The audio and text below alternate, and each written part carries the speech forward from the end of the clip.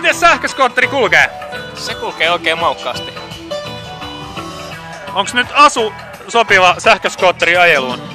No ehkä se ei ole vuoden aikaan nähden niin sopiva, mutta kyllähän tää yhdistelmä kesällä toimii oikein mainiosti.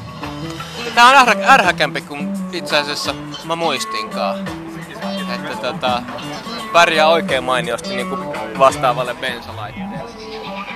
Eikä kaupungissa ainakaan kaipaa sen niin kuin, enempää vauhtiakaan. Mites täällä on nyt menossa joku tekemästä 2 vuotta bileä?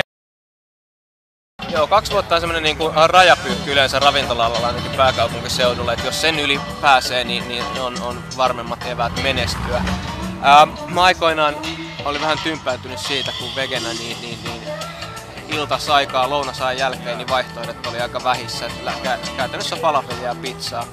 Odotin itse monta vuotta tämän tyyppistä paikkaa ja sitten kun ei muu auttanut, niin perustin itse. Okei, hyvä homma. Mitäs täällä bileet jatkuu sitten tästä eteenpäin?